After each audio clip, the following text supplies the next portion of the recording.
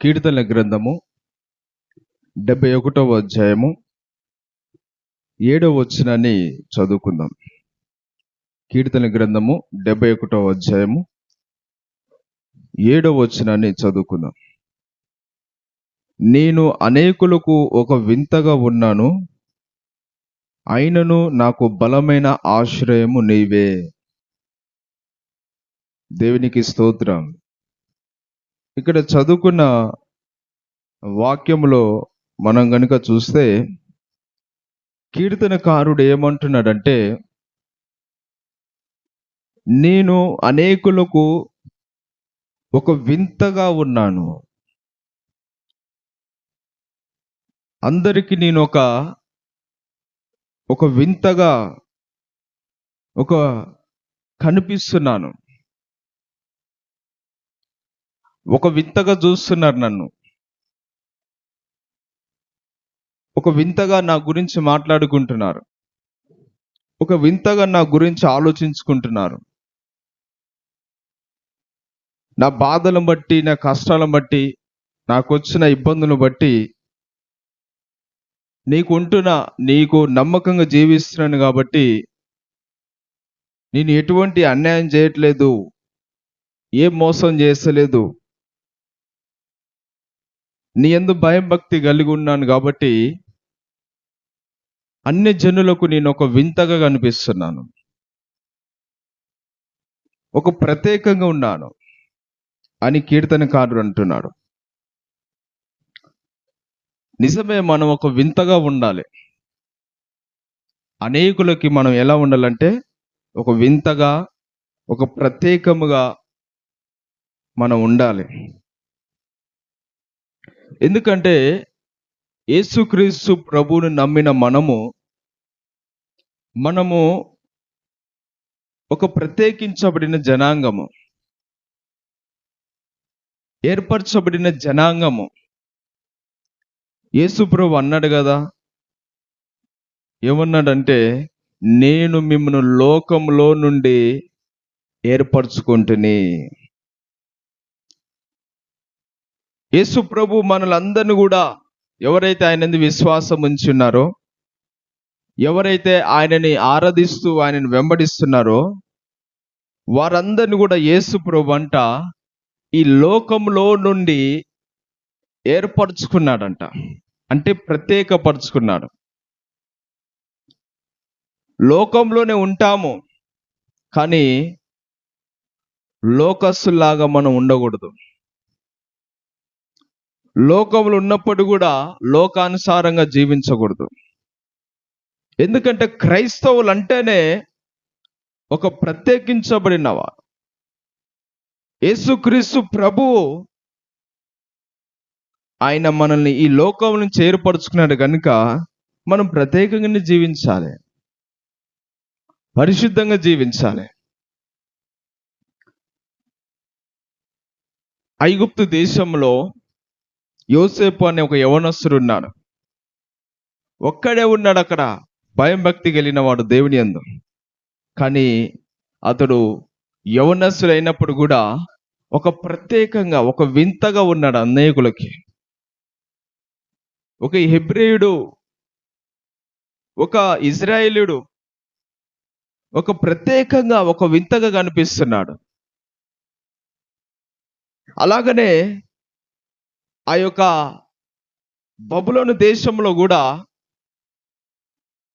షడ్రక్, మేష, అబేద్నెగో, దానియేలు అనే ఈ నలుగురు యవనస్తులు, వాళ్ళు కూడా యవనస్తులే, వాళ్ళు కూడా దేవుని యందు విశ్వాసం ఉంచిన వారే, దేవుని ఆరాధిస్తున్న వారే. కానీ ఒక అన్ని జనులలో, అన్ని దేశంలో ఉన్నప్పుడు కూడా వాళ్ళు అపవిత్రమైన వాటిని తినకుండా, ఆ యొక్క విగ్రహానికి మొక్కకుండా వాళ్ళు ప్రత్యేకముగా ఉన్నారు, ఒక వింతగా ఉన్నారు వాళ్ళు. మనం అనేకులకు ఒక వింతగా ఉండాలి. ఎలా ఉండాలి?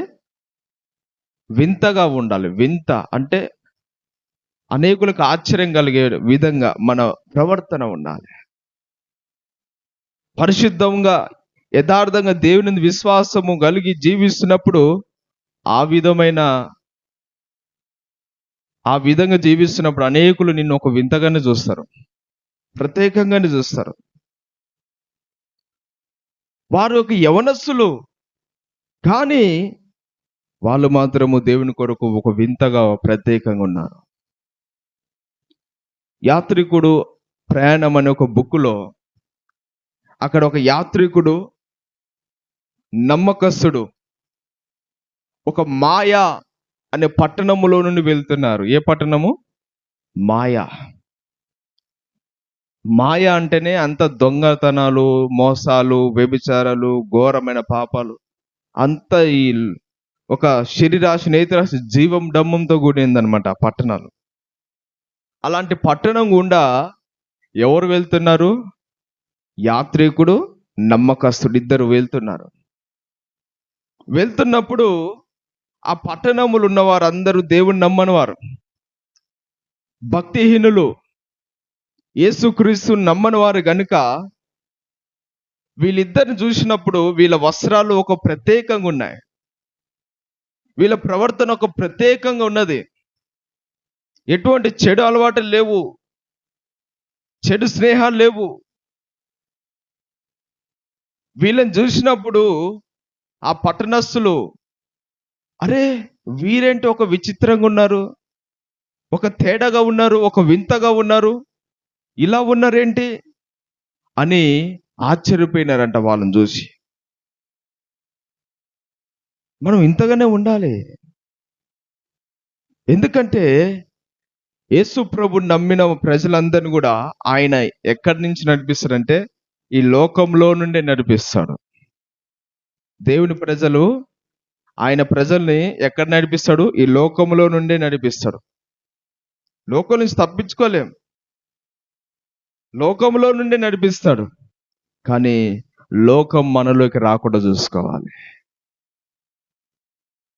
మనం ఒక బ్రతికిన చాప వలె ప్రవాహానికి ఎదురు ఈదుతూ వెళ్ళాలి. అనేకులు ఒక చచ్చిన చేపలాగున్నారు. వాళ్ళు చచ్చిన చేపలు ఏమైతాయి? ప్రవాహానికి ఏమైతాయి? కొట్టుకుపోతాయి. ఏమైతాయి? కొట్టుకుపోతాయి. కానీ నువ్వు క్రైస్తవులు, నిజమైన క్రైస్తవులు, దేవుని విశ్వాసం ఉంచిన వారు బ్రతికిన చేపతో సమానం. ప్రవాహానికి ఈదుకుంటూ వెళ్ళాలి, కొట్టుకోపోవద్దు. మనము వింతగా ప్రత్యేకంగా ఉన్నప్పుడు మాత్రమే నువ్వు బ్రతికిన చేపగా ఉంటావు, ప్రవాహానికి ఎదురు ఈదుతూ వెళుతావు. పడవ ఎక్కడుంటది? సముద్రంలో ఉంటుంది. ఎక్కడుంటది? సముద్రంలో ఉంటుంది. కానీ ఆ యొక్క నీరు మాత్రం పడవలోకి రాకుండా చూసుకోవాలి. మనం లోకంలో ఉంటాము, లోకంలో నుండే ఈ ఆత్మీయ యాత్ర కొనసాగుతుంది పరలోకానికి. కానీ ఈ లోకములో ఉన్నవి, లోక ఆశలు మనలోకి రాకుండా ప్రత్యేకంగా జీవించాలి. అప్పుడు మాత్రమే దేవుడు మనల్ని బలపరుస్తాడు. ఇక్కడ కీర్తనకారుడు ఏమంటే, నేను వింతగా ఉన్నాను. నువ్వు వింతగా ఉండు, అనేకులకు వింతగా ప్రత్యేకంగా ఉండు. ఎవరేమనుకుని ఏం పర్వాలేదు, ఏది ఏమైనా పర్వాలేదు. మనం మాత్రం అనేకులకు ఒక ఆశ్చర్యంగానే కనిపించాలి. అనేకులు స్కూల్లో ఎగ్జామ్ పెట్టినప్పుడు, ఎగ్జామ్ ఉన్నప్పుడు అనేకులు చూసి రాస్తారు. కానీ మనం మాత్రం ఎలా రాయాలంటే చూడకుండా రాయాలి.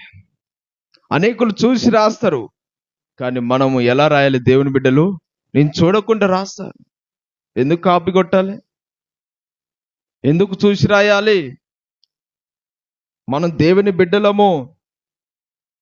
అలా మోసంగా రాయడానికి, దగా చేయడానికి లేదు. నువ్వు చేస్తున్న జాబులో అందరు లంచాలు తీసుకోవచ్చు, లంచాలు తీసుకోవచ్చు. చాలా మంది తీసుకుంటారు. ఎంతో మంది తీసుకొని వాళ్ళు శాపగ్రస్తులుగా మార్చబడుతున్నారు. ఆ లంచాలు తీసుకోకపోతే మా జీవితం గడవదండి, మేము బ్రతకలేమని అంటారు. తీసుకోవద్దు. అది అందరు తీసుకోవచ్చు, కానీ దేవుని నమ్మిన బిడ్డ, విశ్వాసులు తీసుకోవద్దు. అది శాపగ్రస్తమైన సొమ్ము, అది పాపిష్టి సొమ్ము, సాతాను సొమ్ము. అది అది తీసుకున్నా కూడా నీ యొద్ద ఉండదు. అది దాని ద్వారా నీకు ఒక శాపము, వేదన, దుఃఖం కలుగుతుంది. అనేకులు ఇంకా చాలా మంది ఏం చేస్తారంటే ఒక్కదానికి 10 దొంగ లెక్కలు చెప్తారనమాట. వారు చేసే పనిలో కానీ, వ్యాపారంలో కానీ, బిజినెస్లో కానీ ఒక్కదానికి ఏం చేస్తారు, 10 దొంగ సాక్ష్యాలు చెప్తారు, రాస్తారు, లెక్కలు చెప్తారు. ఇది చేయకూడదు. ఇది అన్యజనులు చెప్పొచ్చు, అనేకులు చెప్పొచ్చు, నువ్వు చెప్పకూడదు. నువ్వు చెప్పొద్దు. నువ్వు ప్రత్యేకించబడినావు, ఏర్పరచబడిన బిడ్డవు నువ్వు. కాబట్టి మనము ప్రత్యేకంగానే ఉండాలి.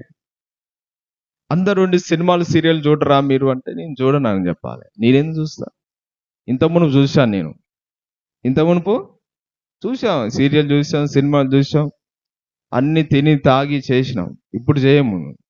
ఎందుకంటే యేసు ప్రభు మమ్మల్ని ప్రత్యేకించుకున్నాడు. మేము అనేకులకు ఒక వింతగా ఉండాలి, ప్రత్యేకంగానే ఉండాలి. ఇంకా చాలా మంది ముస్లమ్మ ముచ్చట్లు పెట్టి కాడ కూర్చుంటారు. చాలా మంది విశ్వాసులే ఆ మాట ఈ మాట ఎక్కడెక్కడో మాటలన్నీ, ఏం పని పాట లేని వాళ్ళు ఒక్కడ కూర్చొని ఈ ముసలమ్మ ముచ్చట్లు పెడతా ఉంటారు, పనికి మళ్ళీ మాటలు. అలాంటి మాటలు చెప్పే దగ్గర నువ్వు కూర్చోవద్దు. అపహాసకులు కూర్చున్న చోట నువ్వు కూర్చోవద్దు. నువ్వు ఒక ఏర్పరచబడిన బిడ్డ, ప్రత్యేకంగా ఉండాలి. ఈరోజు చాలా మంది విశ్వాసులు ఈ విధంగా జీవించడం లేదు. నీ స్కూల్లోనైనా, కాలేజీలోనైనా, నీ యొక్క ఇంటిలోనైనా, నీ యొక్క బిజినెస్లోనైనా, నీ జాబులోనైనా, నీ పనిలోనైనా, నీ వ్యాపారంలోనైనా, ఎక్కడైనా ఎప్పుడైనా సరే కానీ నువ్వు ఎలా ఉండాలి? అనేకులకు వింతగా కనిపించాలి, ప్రత్యేకంగా కనిపించాలి. నీ జీవితం చూసినప్పుడు వారు, అరే మనం ఈ విధంగా లంచాలు తీసుకుంటున్నాము, అబద్ధాలు ఆడుతున్నాము, మోసం చేస్తున్నాము, అపవిత్రంగా జీవిస్తున్నాము. కానీ ఈ యొక్క క్రిస్టియన్స్ మాత్రం, క్రైస్తవులు మాత్రము అసలు వాళ్ళు ఒక మోసం చేయరు, అబద్ధం ఆడరు, లంచాలు తీసుకోరు, ఈ చెడు స్నేహాలు చేయరు, వ్యర్థమైన తాగరు, వ్యర్థమైన చూడరు, మనలాగా ఇట్లా విచ్చలవిడిగా జీవించరేంటి అని వాళ్ళు ఒక వింతగా మనల్ని చూసే విధంగా, ఒక ప్రత్యేకమైన వారిగా చూసే విధంగా ఉండాలి. ఆ సాక్ష్యం ద్వారా దేవునికి మహిమ వస్తుంది. ఆ సాక్ష్యం బట్టి, నువ్వు జీవిస్తున్న జీవితాన్ని బట్టి, అరే వీళ్ళు క్రైస్తవులా అని చెప్పుకునే విధంగా నువ్వు జీవించాలి. నీ యొక్క జీవితమే, నీ ప్రవర్తనే, నీ ప్రత్యేకతే వీళ్ళు క్రిస్టియన్స్ అని అర్థమైపోయే విధంగా నువ్వు జీవించాలి. నువ్వు ఎలా జీవిస్తున్నావు? నువ్వు యాత్ర ఎలా ఉన్నది నీది? మనము ఈ లోకంలో ఉన్నప్పుడు కూడా లోకం మనలోకి రావద్దు. యథార్థంగా జీవించు, నమ్మకంగా జీవించు. అనేకులు తీసుకోవచ్చు మోసాలు, కానీ నువ్వు మాత్రము అలా చేయకూడదు. హల్లెలూయా. ఒకప్పుడు చేశాం, కానీ ఇప్పుడు చేయొద్దు. మనుషులు సంతోషపెట్టంగా జీవించొద్దు. నువ్వు దేవుని మాత్రం నువ్వు సంతోషపెట్టాలి. అయ్యో బాబోయ్, ఇలా జీవిస్తే, ఇంత కఠినంగా జీవిస్తే ఎలా అండి? లోకంలోనే ఉన్నాం కదా, లోకంలోనే జీవిస్తున్నాం కదా, లోకస్తులు ఏమనుకుంటారు, మా బంధువులు ఏమనుకుంటారు, మా బంధువుల్ని సంతోషపెట్టకపోతే, మనుషులను సంతోషపెట్టకపోతే, మా యజమాని సంతోషపెట్టకపోతే ఏమనుకుంటారు అంటే బంధువులను పోగొట్టుకోవద్దు అని చెప్తలేదు, బంధువుల్ని పోగొట్టుకోవాలని చెప్తలేదు. ఇక్కడ మనము ఆ బంధువులలోకి వెళ్ళినా కూడా మనం మాత్రం పరిశుద్ధంగానే జీవించాలి. ఒక ప్రత్యేకంగానే ఉండాలి. యథార్థంగానే జీవించాలి. నిందరహితులుగానే ఉండాలి. వస్తాయి, నిందలు వస్తాయి, అవమానాలు వస్తాయి, బాధలు వస్తాయి. ఇంత కఠినంగా, ఇంత పరిశుద్ధంగా జీవిస్తున్నప్పుడు చాలా మంది చాలా మంది ఏదేదో అనుకుంటారు. మనం ఒక్క లంచం తీసుకోకుండా, ఒక్క అబద్ధం ఆడకుండా, ఒక మోసం చేయకుండా, ఈ సినిమాలు సీరియల్ చూడకుండా, ముసలమ్మ ముచ్చట్లు పెట్టే కాడ కూసోకుండా ఇట్లా జీవిస్తున్నప్పుడు అనేకులు మనల్ని వింతగానే చూస్తారు. చూసి ఏం చేస్తారంటే, అబ్బో వీళ్ళు చాలా భక్తిపరులా, వీళ్ళు గొప్ప, ఇదా అదా అని నీకు వ్యతిరేకంగా గుంపుగూడుతారు. నీ ఊరు వాళ్ళైనా, నీ బంధువులైనా, నీ ఇరుగు పొరుగు వారైనా కూడా నువ్వు దేవుని కొరకు రోషం కలిగి పరిశుద్ధతగా యథార్థంగా ప్రత్యేకంగా జీవిస్తున్నప్పుడు ప్రతి ఒక్కరూ నీకు వ్యతిరేకంగా ఉంటారు. ప్రతి ఒక్కరు నీకు విరోధంగా ఉంటారు. ప్రతి ఒక్కరు నీకు వ్యతిరేకంగా గుంపుగూడుతారు. కానీ భయపడొద్దు, సిగ్గుపడొద్దు. మనం మాత్రం పరిశుద్ధంగానే జీవించాలి. హల్లెలూయా. ఎందుకంటే మన ప్రభు మనకు తోడుగున్నాడు. ఆయన మన కోసం ప్రాణం పెట్టడానికి సిగ్గుపడలేదు. సిగ్గుపడ్డా? పడలే. సిగ్గుపడకుండా అందరి కోసం ప్రాణం పెట్టాడు. నువ్వెందుకు సిగ్గుపడాలి? ఆయన ఆయన చిత్త ప్రకారం జీవించేటప్పుడు. తెల్లని వస్త్రాలు వేసి మందిరానికి పోతున్నప్పుడు, బైబిల్ పట్టుకొని వెళ్తున్నప్పుడు, అబ్బో ఎవరన్నా చూసావని అనుకుంటారేమో, నేను క్రైస్తవుడును క్రైస్తవురాలని చెప్పుకుంటారేమో అని సిగ్గుపడతారు చాలా మంది. సిగ్గుపడొద్దు. ధైర్యంగా ఉండాలా క్రైస్తవుడు. మన దేవుడు యూదా గోత్రం సింహమైన దేవుడు. ఆయన మనుషులకు కాదు భయపడేది. మనుషులకు విధేయత చూపించండి, మనుషులను గౌరవించండి, చట్టానికి లోబడని, కానీ దేవునికి మాత్రమే భయపడాలి. వాళ్ళెవరో వీళ్ళేమనుకుంటారో వాళ్ళేమనుకుంటారో అని మనం భయపడద్దు, సిగ్గుపడద్దు. మనం వింతగానే ఉండాలి, ప్రత్యేకంగానే ఉండాలి. చచ్చిన చేపలు కొట్టుకుపోతాయి, కానీ మనం బ్రతికిన చేపము. ప్రవాహానికి ఎదురు వీదాలన్నమాట. ఈ లోకంలో మనము ఈ యొక్క మన వస్త్రధారణ కూడా ఒక ప్రత్యేకంగా ఉండాలి. చాలా మంది ఏం చేస్తారంటే, ఈ లోకస్తులు ఏం చేస్తారు, ఈ లోకస్తులు వస్త్రధారణ సగం సగం వేసుకుంటారు. మొత్తం ఆ శరీరం సగం కనిపించినట్టు వేసుకుంటారు. అందరిని ఎవరు ఆకర్షించడానికి, ఒక పురుషుని ఆకర్షించడానికో, ఒక స్త్రీని ఆకర్షించడానికో, మనుషులను ఆకర్షించడానికి వేషాలు వేస్తారు, మేకప్లు వేస్తారు, ఆ యొక్క శరీరానికి కనపడే విధంగా వస్త్రాలు వేస్తారు. వాళ్ళు అన్యులు వేయచ్చు. నువ్వు ఏర్పరచబడిన బిడ్డవు. నీవు ప్రత్యేకముగా ఉండాలి. నీ వస్త్రధారణ ద్వారా దేవునికి మహిమ రావాలి. నీ వస్త్రధారణ ద్వారా కానీ, నీ ప్రవర్తన ద్వారా కానీ, నీ మాట ద్వారా కానీ, నీ చూపు ద్వారా కానీ, నీ జీవితం ద్వారా దేవునికి మహిమ తెచ్చే విధంగా ఒక ప్రత్యేకంగా క్రీస్తు కొరకు జీవించాలి.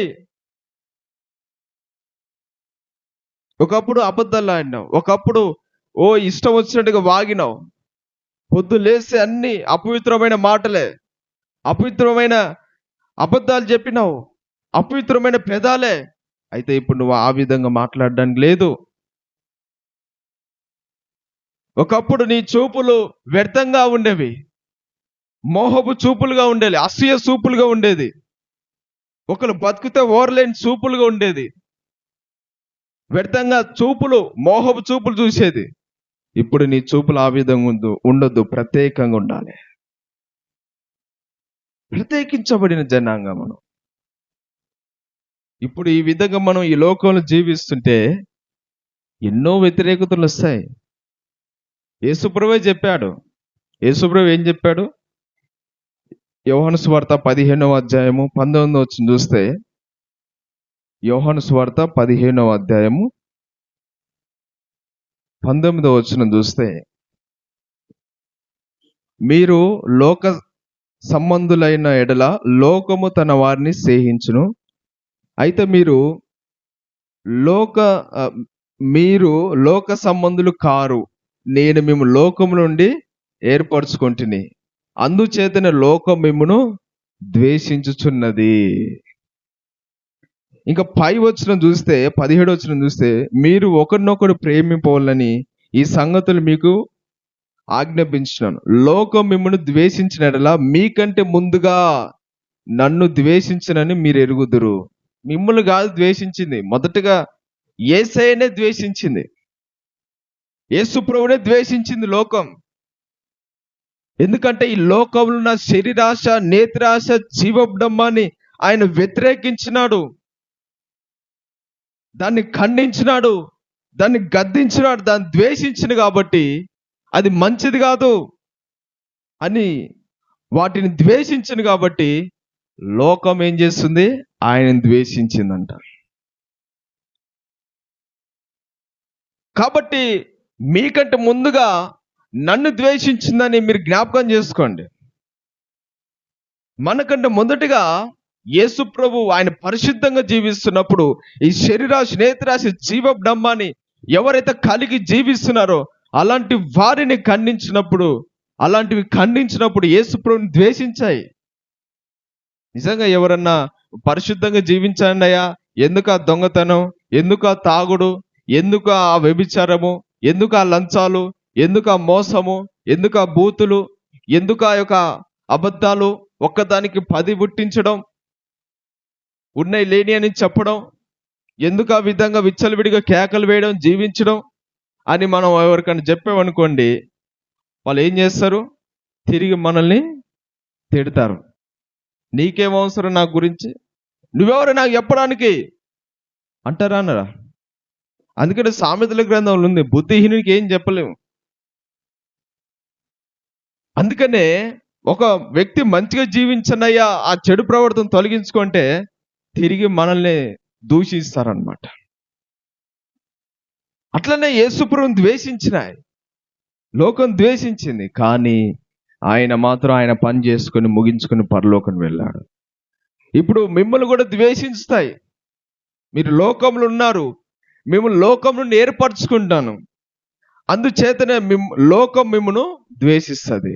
ఇప్పుడు మనం కూడా ఎవరితో కూడా మనం అంటే అందరూ ఎవరితో మాట్లాడొద్దు, ఎవరితో సవాసం చేయొద్దు, ఎవరితో కలిసిమెలిసి ఉండకూడదని కాదు. కానీ వాళ్ళు జీవిస్తున్న జీవితానికి మన జీవితానికి తేడా ఉండాలి. వాళ్ళు ప్రవర్తిస్తున్న ప్రవర్తన వేరు, మన ప్రవర్తన వేరుగా ఉండాలి. వాళ్ళ ఆలోచనలు వేరు, మన ఆలోచనలు వేరు. వాళ్ళ మాటలు వేరు, మన మాటలు వేరు. మనం క్రొత్త మాటలే మాట్లాడాలి రక్షించబడినవారు. మనం ఒక ప్రత్యేకంగా ఉండాలి. అందరితో లోకంలో ఉన్నా కూడా మనం ఏ విధంగా ఉండాలంటే ఒక ప్రత్యేకంగా జీవించాలి. అలాంటప్పుడు అందరూ కూడా ఏం చేస్తారు? ద్వేషిస్తారు, మనల్ని ఎగతాళి చేస్తారు, అపహాసిస్తారు, వ్యతిరేకంగా గుంపు కొడతారు. అలాంటప్పుడు మనం భయపడద్దు. హల్లెలూయా. ఎవరేమనుకునే ఏది ఏమైనా మనం మాత్రము అనేకులకు వింతగా ఉండాలి, పరిశుద్ధంగా ఉండాలి. ఎందుకంటే మనం పరిశుద్ధంగా జీవిస్తున్నప్పుడు అవతలలో ఓర్వలేరు. వాళ్ళలాగా చెడ్డగా, వాళ్ళలాగా ఇష్టానుసారంగా, లోకానుసారంగా జీవిస్తే వాళ్ళకి ఇష్టం. అట్లాంటప్పుడు మనం ద్వేషించరిగా. కానీ మనం పరిశుద్ధంగా జీవించినాం అనుకో, వాళ్ళకి నచ్చదు, ద్వేషిస్తారు, అపహాసిస్తారు, వేరుగా చూస్తారు, ఒక వింతగా చూస్తారు. అయినా పర్వాలేదు, మనం మాత్రము ఒక వింతగా ప్రత్యేకంగా ఉండాలి యేసయ్య కోసం. హల్లెలూయా. ఎందుకంటే మనం భయపడద్దు, యేసు ప్రభు మనకు తోడుగున్నాడు. అందుకని కీర్తనకారుడు అంటున్నాడు, నేను అనేకులకు ఒక వింతగా ఉన్నాను, అయినను నాకు ఆశ్రయము నీవే. ఎవరేమనుకునే ఏదేమైనా ఎంతమంది ఎగతాళి చేసి దూషించి అపహసించిన మన దేవుడు మనకు తోడుగుంటాడు. మన దేవుడు మనం బలపరుస్తాడు. మన దేవుడు మన కోటగా ఉంటాడు. మన దేవుడు మనకు తోడుగుంటాడు. మనం మాత్రం ప్రత్యేకంగానే జీవించాలి, ఏదేమైనా ప్రభు రాకడ వరకు. ఎందుకంటే బైబిల్ చెప్తుంది, ఎవడైనా క్రీస్తు నందు నెడల వాడు నూతన సృష్టి అంట. ఎట్లా ఉండాలి? నూతన సృష్టి. కొరింథీయులకు రాసిన పత్రికలో ఉంటది, క్రీస్తు నందు నెడల వారు నూతన సృష్టి. పాతవి గతించెను, సమస్తం క్రొత్తవాయెను. ఒకప్పుడు ఇష్టానుసారంగా తిరిగినావు, తాగినావు, అనేకమైనవి తిన్నావు, వ్యర్థమైన పనులను చేసినావు. అవి పాతవి. ఆ పాతవి ఏం చేయాలంటే నువ్వు సమాధి చేయాలి. అవి గతించాలి, గతించిపోవాలి. మనం ఈ యొక్క ప్రత్యేకంగా క్రీస్తు కొరకు జీవించాలి. హల్లెలూయా. మన నూతన సృష్టి, ఒక ప్రత్యేకమైన పాత్రము, పరిశుద్ధంగానే జీవించాలి. ఈరోజు ఎంతమంది ఆ తీర్మానం చేసుకున్నారు? ఈరోజు క్రైస్తవులను చెప్పుకునే వారు కూడా లోకానుసారంగానే జీవిస్తున్నారు. వారికి ఇష్టం వచ్చినట్టు జీవిస్తున్నారు. మనుషులు ఏమనుకుంటారేమో, అమ్మో నేను ఈ విధంగా నేను ఎవరితో మాట్లాడకుండా, తిరగకుండా, చేయకుండా, వాళ్ళ వల్లే జీవించకుండా ఉంటే నన్ను వెలివేస్తారేమో, నన్ను దూషిస్తారేమో, కులం నుంచి వెలివేస్తారేమో, ఊరు నుంచి వెలివేస్తారేమో, జాబులో నుంచి తీసేస్తారేమో, స్కూల్లో నుంచి నెట్టేస్తారేమో అని చాలా వరకు భయపడుతుంటారు. భయపడద్దు. ఎందుకు భయపడాలి? దేవుడు మనకు తోడుగున్నాడు. అంతకన్నా మంచి జాబ్ ఇస్తాడు, ఇంకా అంతకన్నా మంచి ఆశీర్వాదాలు మనకి ఇస్తాడు, శ్రేష్టమైన ఇస్తాడు. కానీ నువ్వు నమ్మకంగా ఉండాలి, పరిశుద్ధంగానే ఉండాలి. ఈరోజు చాలా మంది ఈ విధంగా ఉండకుండా మనుషులు సంతోషపెడుతున్నారు. ఈరోజు మనం మనుషుల సంతోషం, మనం ఎవరు? ఏర్పరచబడిన జనాంగము, లోకములో నుంచి ఏర్పరచుకున్నాడు. లోకంలో ఉంటాం, కానీ లోకమును మనలోకి రాకుండా చూసుకోవాలి. ఒక ప్రత్యేకంగా జీవించాలి, పరిశుద్ధంగా జీవించాలి. ఒకప్పుడు జీవించినట్టే కాదు, ఇప్పుడు ఒక ప్రత్యేకమైన పాత్రగా ఉండాలి. అప్పుడు మాత్రమే దేవుడు నిన్ను దీవించి ఆశీర్వదిస్తాడు, నిన్ను పరలోక రాజ్యాన్ని చేరుస్తాడు. కాబట్టి మనం ఈ విధంగా ఒక ప్రత్యేకంగా జీవించుదాము, ఒక వింతగా ఉందాము, ఒక నమ్మకంగా దేవునికి ఉందాము. అటు విధంగా ఉందాము. దేవుడి మాటలు దీవించును గాక. ఆమేన్.